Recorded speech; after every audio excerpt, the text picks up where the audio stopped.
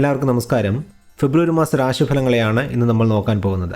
ചന്ദ്രനെ കൂടാതെ ബുധൻ, ചൊവ്വ, ശുക്രൻ, സൂര്യൻ എന്നീ ഗ്രഹങ്ങൾ ഈ മാസം രാശി മാറുന്നുണ്ട്. ഇതിൽ ബുധൻ മാസം തുടങ്ങുമ്പോൾ ധനുക്കൂറിൽ നിന്ന് മകരത്തിലേക്കും പിന്നീട് 20-ാം തീയതി മകരത്തിൽ നിന്ന് കുംഭത്തിലേക്കും രാശി മാറുന്നുണ്ട്. ഈ മാറ്റങ്ങളൊക്കെ മേടം മുതൽ മീനം വരെയുള്ള 12 കുറുകൾ ജനിച്ച വ്യക്തികൾക്ക് നൽകാൻ പോകുന്ന അനുകൂലവും പ്രതികൂലവുമായ ഫലങ്ങളെക്കുറിച്ചാണ് ഇന്ന് നമ്മൾ നോക്കാൻ പോകുന്നത്. രാശിഫലങ്ങൾ പൊതുഫലങ്ങളാണ്. ഓരോ വ്യക്തിയുടെയും ജാതകരീതിയിൽ നടക്കുന്ന ദശാപഹാരങ്ങൾക്കനുസരിച്ച് ഇതിൽ മാറ്റങ്ങൾ ഉണ്ടാകുമെന്നുള്ള കാര്യത്തെ ഒരിക്കൽ കൂടി ഓർമ്മിപ്പിച്ചുകൊള്ളുന്നു. ശരി, എന്നാൽ നമുക്കിനി ഫെബ്രുവരി മാസ രാശിഫലങ്ങളിലേക്ക് കിടക്കാം.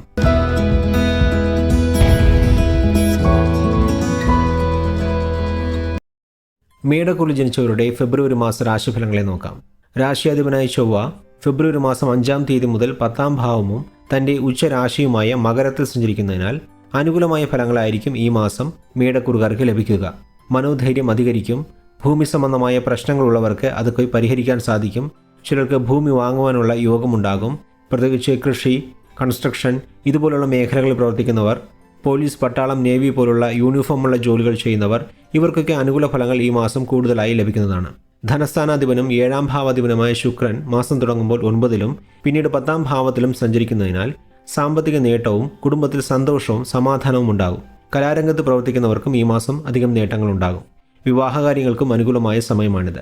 കൂട്ടായി തൊഴിൽ ചെയ്യുന്നവർക്കും അനുകൂല ഫലങ്ങൾ ലഭിക്കുന്നതാണ്. ബുധൻ മാസം തുടങ്ങുമ്പോൾ മകരക്കൂറിലേക്ക് മാറുകയും പിന്നീട് ഫെബ്രുവരി 20-ാം തീയതി മകരത്തിൽ നിന്ന് കുംഭക്കൂറിലേക്ക് മാറുന്നതുമാണ്. ഈ മാറ്റങ്ങൾ മൂലം വിദ്യാർത്ഥികൾക്ക് പഠനകാര്യങ്ങളിൽ അനുകൂലമായ ഫലങ്ങൾ ലഭിക്കുന്നതാണ്. പഠനകാര്യങ്ങൾക്ക് വേണ്ടി വിദേശത്ത് പോകാനായി ശ്രമിക്കുന്നവർക്കും അനുകൂലമായ സമയമാണിത്. ഇപ്പോഴുള്ള ജോലിയെക്കാളും മെച്ചപ്പെട്ട ജോലിക്കായി ശ്രമിക്കുന്നവർക്ക് നല്ല ജോലി ലഭിക്കുവാനുള്ള സാധ്യതയും ഈ മാസം കാണുന്നുണ്ട്. സഹോദരങ്ങളുമായി ഉണ്ടായിരുന്ന പ്രശ്നങ്ങളും പരിഹരിക്കപ്പെടും. സൂര്യൻ ഫെബ്രുവരി 13-ാം തീയതി വരെ മകരക്കൂറിലും പിന്നീട് കുംഭക്കൂറിലും സഞ്ചരിക്കുന്നത് ഗവൺമെൻറ് ജോലിയിലുള്ളവർക്കും രാഷ്ട്രീയ രംഗത്ത് പ്രവർത്തിക്കുന്നവർക്കും അനുകൂലമായ ഫലങ്ങളെ നൽകുന്നതാണ്. സന്താനങ്ങൾ മൂലം മനസ്സന്തോഷമുണ്ടാകും.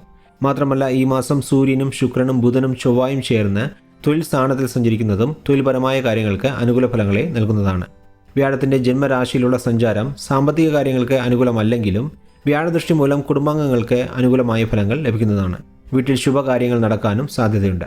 ശനിയുടെ ലാഭസ്ഥാന സഞ്ചാരവും അനുകൂല ഫലങ്ങളെ നൽകുന്നതാണ്. ഫെബ്രുവരി 4, 5 ഈ തീയതികൾ ചന്ദ്രാഷ്ടമ ദിനങ്ങളാണ്. അതുകൊണ്ട് ആ ദിവസങ്ങൾ പുതിയ കാര്യങ്ങൾ ചെയ്യാതിരിക്കുക, വാഹനങ്ങളിൽ സഞ്ചരിക്കുമ്പോൾ സൂക്ഷിക്കുക.